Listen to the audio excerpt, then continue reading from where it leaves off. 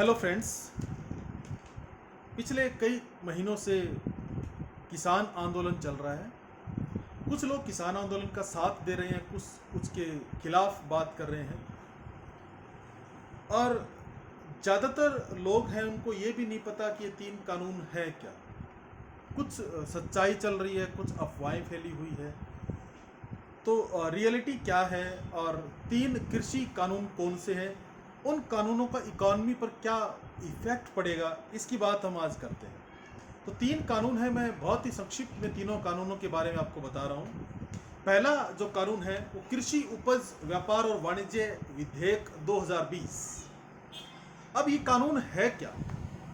Farmers की जो जो प्रोडक्शन करेगा फार्मर्स, उसके व्यापार से, उसके कॉमर्स से, उसके वाणिज्य से संबंधित ये कानून है। सिंपल शब्दों में कहूँ मैं तो जितनी भी मंडियां हैं जहां पर किसान की फसल को खरीदा जाता था, अब भी खरीदा जाता है, एमएसपी पर खरीदा जाता है, इस कानून ने प्राइवेट लोगों को अधिकार दे दिया है कि वो उस मंडी से बाहर भी लीगल रूप से किसान की फसल को खरीद सके। इसके लिए उसको किसी रजिस्ट्रेशन करवाने की जरूरत नहीं है। ये कानून कहता है कि आप किसान की फसल है वो अपनी मर्जी से किसी भी कीमत पर खरीद सकते हैं और वो मंडी से कम भी हो सकती है, मंडी से ज़्यादा भी हो सकती है, एमएसपी से कम या ज़्यादा कीमत पर वो खरीद सकते हैं। ये उनको पूरी छूट है।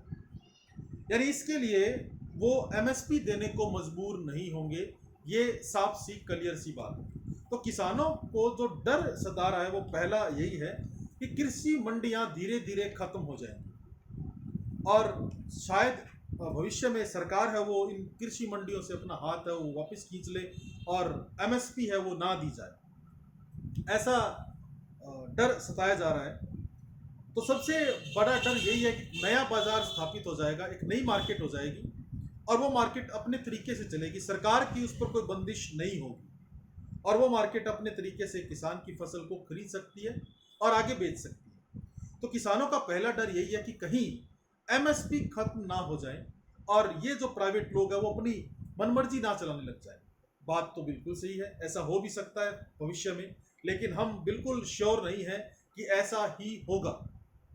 हो सकता है कि एमएसपी जारी रहे, पुरानी मंडियां जारी रहे और नए लोग भी किसान की फसल है वो अच्छी कीमत पर खरीदें और किसानों को फायदा हो। लेकिन सरकार ये पूर्णतः लिखित आश्वासन नहीं दे रही है कि एमएसपी जारी रहेगी।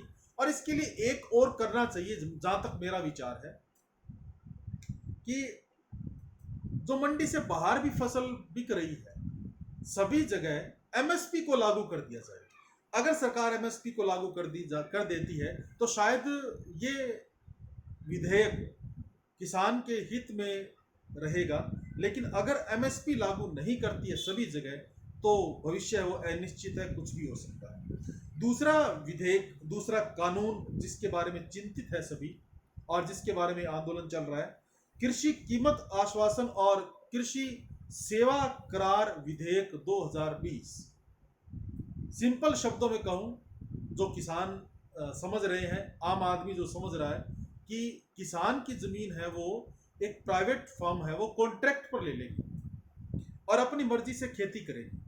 आप बिल्कुल सही समझ रहे हैं, ये कानून यही कहता है कि कोई भी प्राइवेट फर्म है वो किसान की खेती है वो जमीन है वो ले सकती है कॉन्ट्रैक्ट पर और खेती कर सकती है उस पर अपनी तरीके से, अपनी मर्जी से, कोई समस्या इसमें नहीं है। लेकिन एक जो गलत फहमी है वो ये है कि कोई भी किसान वो जमीन देने के लिए बाध्य होगा, ऐसा बिल्कुल नहीं है।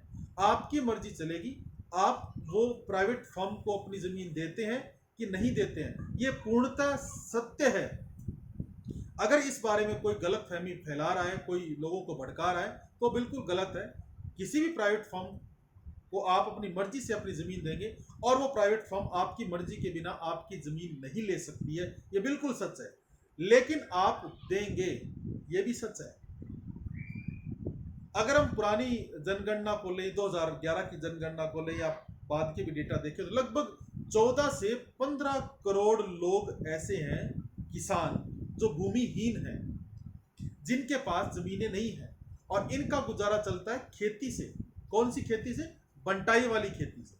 तो जो बड़े किसान है या मध्यम किसान है वो भी भूमिहीन किसान है, उनसे खेती करवाते हैं और बंटाई पर खेती वो लोग करते हैं, तो उनको रोजगार मिला हुआ है और खाने के लिए उनके घर अनाज आ जाता है। लेकिन अगर आपको कोई प्राइवेट फर्म अच्छा पैसा देगी तो आप बिल्कुल अपनी खेती है वो उसको कॉन्ट्रैक्ट पर दे दें, और ये किसी बंदिश के कारण आप नहीं देंगे, ये आप खुद ही देंगे जब आपको अच्छा पैसा सर वो फर्म देगी।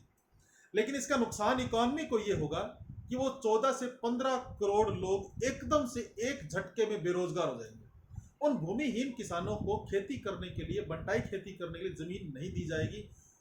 अब आप कहेंगे कि बड़ी फर्म्स है वो भी दे सकती है, हाँ बड़ी फर्म्स इन किसानों को बंटाई पर खेती करवा सकती है, लेकिन बड़ी फर्म्स होगी वो उनके पास कैपिटल बहुत होगी, और वो जो खेती करेंगे वो लेबर इंटेंसिव नहीं कैपिटल इंटेंसिव होगी, मशीनों का यूज किया जाएगा और लेबर पावर है बहुत ही कम यूज की जाएगी। तो ये नुकसान हो सकता है कि एम्प्लॉयमेंट कम हो जाए इकॉनमी के अंदर, और भूमिहीन किसान है उनको नुकसान हो, लेकिन जिनके जमीन है उनको कोई नुकसान होने वाला नहीं है। ऐसा ये विधेयक है ये साफ कहता है कि जमीन वाले किसानों को कोई नुकसान नहीं होने वाला है, क्योंकि कॉन्ट्रैक्ट फार्मिंग किसी भी तरीके से सरकार की प्रेशर के कारण ऐसा नहीं होगा और कोई फर्म आप पर प्रेशर नहीं डाल सकती। लेकिन यह भी सच है कि सभी किसान, मोस्ट ऑफ किसान है वो कॉन्ट्रैक्ट फार्मिंग में एंट्री जरूर कर जाएंगे और एम्प्लॉयमेंट को एक बड़ा खतरा हो जाएगा।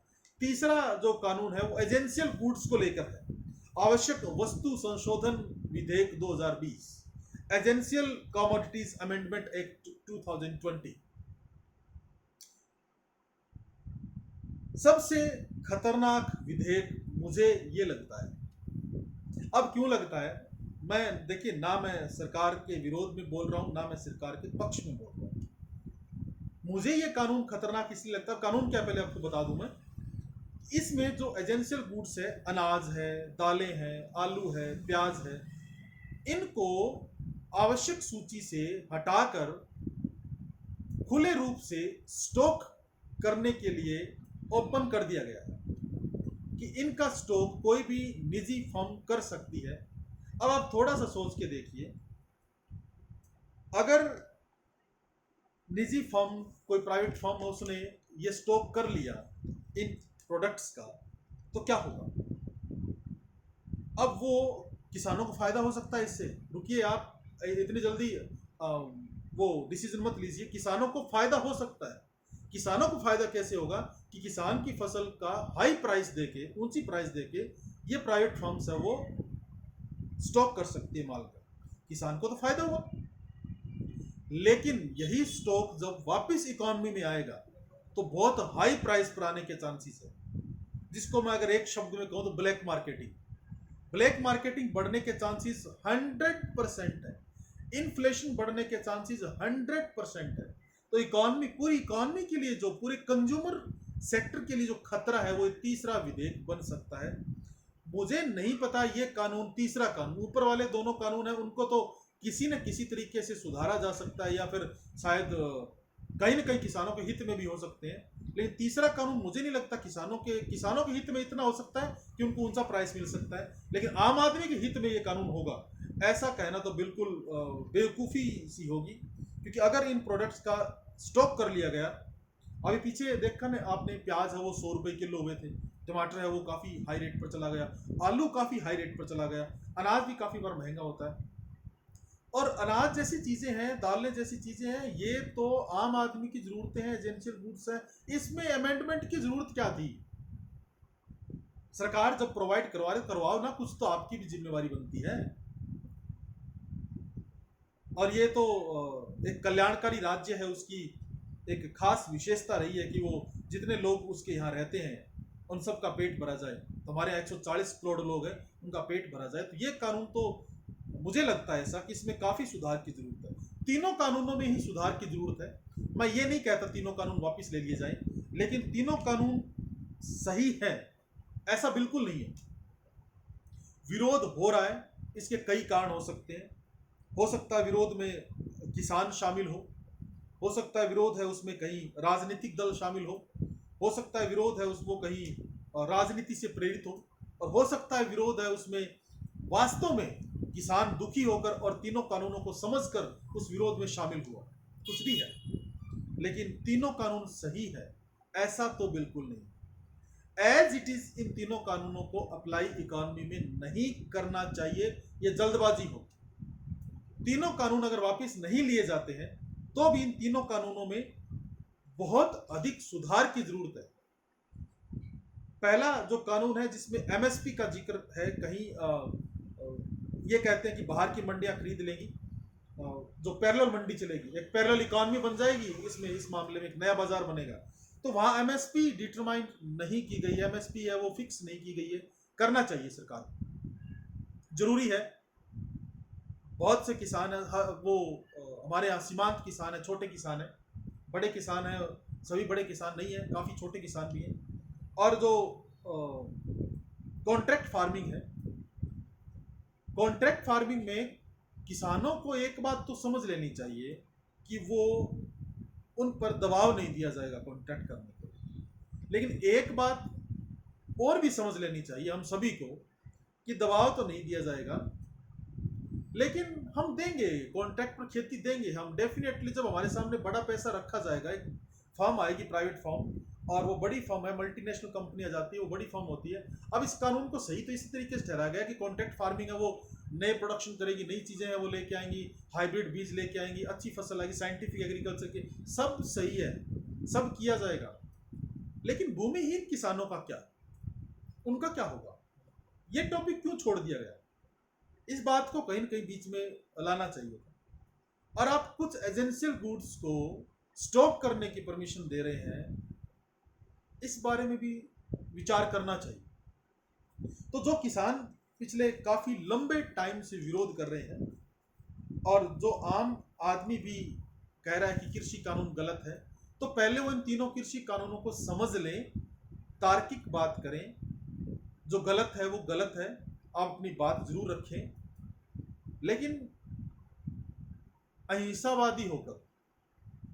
अगर आप किसी प्रॉपर्टी को नुकसान पहुंचा रहे हैं, मैं किसानों से खास करके बात कर रहा हूं कि अगर आप किसी प्रॉपर्टी को नुकसान पहुंचा रहे हैं, ये प्रॉपर्टी सरकार की नहीं है, ये प्रॉपर्टी आपकी है, आपके पैसे से बनाई गई है। आप अगर एक चीज को नुकसान पहुंचाएंगे, वो प्रोडक्ट आपका खत्म होता है, इस बात को समझिए आप।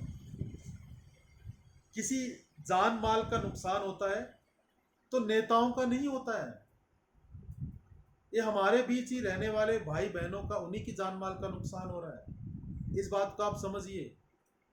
मैं आंदोलन को बुरा नहीं कह रहा, लेकिन आंदोलन की आड़ में कुछ लोग जो शरारती तत्व घुस जाते हैं, वो लोग गलत हैं, और वो इस शांति प्रिय आंदोलन को जो गलत तरीके से पेश कर रहे हैं, वो चीजें गलत है। हमारे युवा साथी जिस तरीके से बिहेव कर रहे हैं वो गलत है। व्हीकल्स को लेके जिस तरीके से ये रैलियां निकाली जा रही है, और इतनी हाई स्पीड में रैलियां निकाली जा रही हैं, जिसमें ये नहीं देखा जाता कि आगे कोई बच्चा है, कोई बूढ़ा है, वो चीजें गलत है। आंदोलन का मतलब ये नहीं होता है। मैं मानता हूं कृषि कानूनों में कमियां हैं, मैंने तीनों कानून बताए, तीनों की कमियां बताई है, और तीनों कानूनों में क्या सुधार होना चाहिए इस पर भी हमने बात की है। लेकिन यह बात तो सही नहीं है ना कि इसमें लोगों का नुकसान किया जाए। आपको क्या लगता है, एक बस अगर तोड़ मरोड़ दी, बस को खत्म कर दिया, बस को तोड़ दिया, जला दिया, कुछ कर दिया, तो वो सरकार का नुकसान होगा? बिल्कुल नहीं होगा। आप पर ही किसी न किसी तरीके से टैक्सेस लगाकर फिर से पैसा कलेक्ट कर लिया जाएगा, और वो नई बस खरीद ली जाएगी।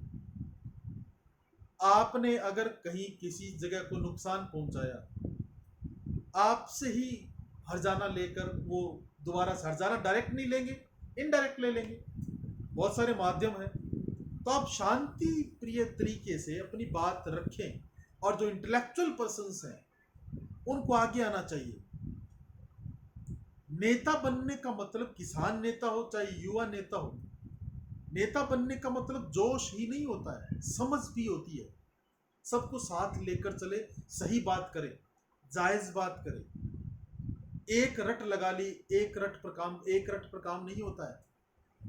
शांति प्रिय तरीके से काम होता है। किसान और जवान, ये दो लोग देश को संभालते हैं। एक अंदर से संभालता है, पेट भरता है, दूसरा बॉर्डर पे संभालता है। और एट प्रेजेंट, मैं सॉरी बोल रहा हूं पहले, लेकिन एट प्रेजेंट किसान की जो छवि बनी है ना इस आंदोलन की वजह से, बहुत खराब छवि बनी है। मैं ये नहीं कह रहा कि आंदोलनकारियों ने छवि बनाई है। आंदोलनकारियों में कुछ शरारती तत्व घुसे और उन शरारती तत्वों ने किसान की छवि को खराब कर दिया। इस छवि को सुधारिए और इस देश के जो किसान वर्ग है उसको ऊपर लेकर आइए। आपके हाथ में है। सरकार को जल्द से जल्द इसका समाधान करना चाहिए। एक देश की छवि विदेशों में बिगड़ती है। आप कितना डेवलपमेंट कर लें, आप कितनी ग्रोथ कर लें, कितना सिस्टम आपका सुधार लें आप, लेकिन अगर आपके यहाँ ऐसे ऐसे आंदोलन महीनों से चल रहे हैं और आप उसका कोई सोल्यूशन नहीं निकाल सकते, तो ये गुड गवर्नेंस का एग्जाम्पल तो नहीं हो सकता। गुड गवर्नेंस तब होगी जब आप इस आंदोलन का निपटारा करें, शांति प्रिय तरीके से निपटारा करें और किसानों की बात को सुना जाए। अगर कोई अच्छी बात है तो उनको समझाया जाए, और अगर कोई गलत चीज है इस कानून में तो उसको हटाया जाए, तुरंत हटाया जाए। ये किसान आपके ही है, सरकार से कहता हूं मैं, किसान आपके ही है, और किसानों से कहता हूं ये संपत्ति आपकी है। तो सुरक्षित तरीके से आप अहिंसावादी तरीके से अपनी सुरक्षा करते हुए, अपने देश की संपत्ति की सुरक्षा करते हुए बेशक आंदोलन करिए। आपका अधिकार बनता है तो आंदोलन करना। लेकिन जो इन कानूनों से नुकसान हो रहे हैं, ये तो नहीं कहेंगे भी आगे होंगे या हो सकते हैं, उनके बारे में भी एक विस्तृत चर्चा जरूर करनी चाहिए और उसका कोई ना कोई समाधान, कोई ना कोई सॉल्यूशन उनका निकालना चाहिए। जो चीज़ ठीक नहीं है इन कानूनों में, उनको तुरंत एक कलम से हटा देना चाहिए। थोपना नहीं चाहिए किस चीज पर। अगर सभी ठीक तरीके से काम कर रहे हैं, जरूरत क्या है कॉन्ट्रैक्ट फार्मिंग की भाई। अगर सरकार एजेंशियल गुड्स को नहीं संभाल पाती तो फिर ये क्या जरूरत आपके यहाँ आई पड़ी कि आप निजी फर्म्स उनको, प्राइवेट फर्म्स उनको आप आगे लेके आ रहे हैं। मंडियों को आप नहीं संभाल पा रहे, अरे प्राइवेट, आप कितना प्राइवेटाइजेशन करेंगे। मैं ये नहीं कहता प्राइवेटाइजेशन बुरा है, प्राइवेटाइजेशन बुरा नहीं है, लेकिन हर फील्ड में प्राइवेटाइजेशन, ये तो थोड़ा ठीक सा नहीं लगता मुझे कि पूंजीवाद है वो हर जगह नहीं घुसाना चाहिए। पूंजीवाद एक इकॉनमी को ऊपर ले जाने में बहुत पावरफुल एक इंस्ट्रूमेंट है, एक हथियार है, लेकिन पूंजीवाद हर जगह अप्लाई कर देना, इसमें जो छोटे लोग हैं वो मारे जाएंगे। एक जो लेबर का जो एक कैटेगरी है, जो एक सेक्टर है पूरा, उसको नुकसान हो सकता है। 60% अप्रोक्सीमेटली हमारे देश के जो लोग हैं वो एग्रीकल्चर पर डिपेंड, और आपने अगर इसमें पूंजीवाद घुसा दिया तो ये 60% लोगों पर सीधा आघात होगा। पूंजीवाद को अगर आप घुसाना चाहते हैं तो पहले उनको जंजीर पहनाइए। जंजीर पहनाने का मतलब, आप अगर उनकी जंजीर खींचें, सरकार उनकी जंजीर खींचे तो पीछे हट जाए। जंजीर निकाल कर पूंजीवाद सेक्टर को आप छोड़ते हैं, ऐसा तो उचित नहीं है, ऐसा ठीक नहीं है। आप पूंजीवाद है इसको थोड़ा सा कंट्रोल करिए, बहुत अधिक बढ़ रहा है। हमारे यहाँ 140 करोड़ लोगों में बड़ा एक तबका ऐसा है जो गरीब है, बड़ा एक तबका ऐसा जो अनएम्प्लॉयड है, और ऐसी स्थिति में आप पूंजीवाद को आगे बढ़ा रहे हैं, थोड़ा अच्छा नहीं है। आप थोड़ा समाजवाद की ओर कुछ तो ध्यान दीजिए। आप पूर्णतः समाजवाद नहीं करना चाहते, मत करिए, दोनों को मिला के चलाइए, लेकिन पूर्णतः पूंजीवाद की ओर भी मत बढ़िए। थोड़ा सोचिए आप।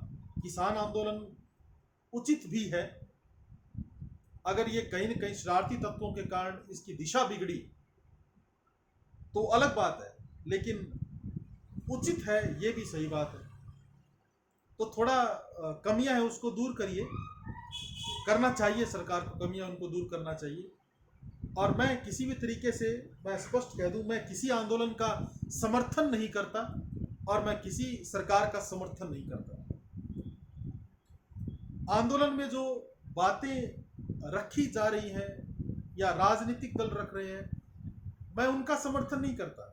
लेकिन आंदोलन जिस वजह से किया जा रहा है, जो 3 कानून है और उन 3 कानूनों में जो कमियां हैं, वो कमियां हैं, उन कमियों पर बात करनी चाहिए और उन कमियों को दूर करना चाहिए। ये मैं स्पष्ट तरीके से कह रहा हूं कि उन कानूनों पर बात करनी चाहिए और उनकी कमियों को दूर करना चाहिए। अब क्या करती है सरकार, ये तो उसी के हाथ में है। हम तो इसमें सिर्फ अपनी बात रख सकते हैं। अब इस क्लिप के बनाने का सिर्फ एकमात्र उद्देश्य यही था कि आम आदमी इस चीज को समझे कि वो 3 कानून है क्या, और इसमें जो भ्रांतियां हैं वो मन से निकालें, सच्चाई को जाने। कमियां हैं ये सबको पता है, लेकिन जो रियल में कमियां हैं उस बारे में जाने। तो आप ज्यादा अग्रेसिव ना होकर शांति प्रिय तरीके से अपनी बात रखिए। सब आपके साथ है, देश आपके साथ है, अनपढ़ है, पढ़ा लिखा, हर तबका आपके साथ है, और यही सारा तबका, यही सारे लोग सरकार के साथ है। सरकार हमारी है और भारत सरकार जरूर इसका कोई ना कोई सॉल्यूशन ढूंढेगी। हमें पूरी उम्मीद है कि जो सरकार विदेशों में अपनी अच्छी छवि बनाए हुए हैं, हमारे देश में अच्छी छवि बनाए हुए हैं, वो जरूर अपनी छवि का ध्यान रखते हुए इन कानूनों में भी जो भी कमियां हैं वो दूर करके इस कानून को सही तरीके से अप्लाई करेंगे। तो आप सभी बहुत ध्यान से इन बातों को आपने सुना, इसके लिए थैंक यू। और सभी के साथ शेयर करिए, और आप अपने जो विचार है वो कमेंट बॉक्स में रख सकते हैं, बिना अग्रेसिव हुए, बिना गुस्सा दिखाए, बिना सरकार को गालियां दिए, क्योंकि सरकार को गाली देना उचित नहीं होता है। सर्वोच्च पद पर जो व्यक्ति बैठे होते हैं उनको गाली देना, उनको भला बुरा कहना किसी भी तरीके से अच्छी बात नहीं होती है। बात को कहने के कई तरीके होते हैं। आप शांति प्रिय तरीके से कहिए, बिना गाली निकाले भी अपनी बात रखी जा सकती है, ये बिल्कुल सच है। Thank you very much. इन कानूनों को और पढ़िए आप, और इन कानूनों के बारे में जानिए, और इनकी कमी या इनकी खासियत उनको आप देखिएगा।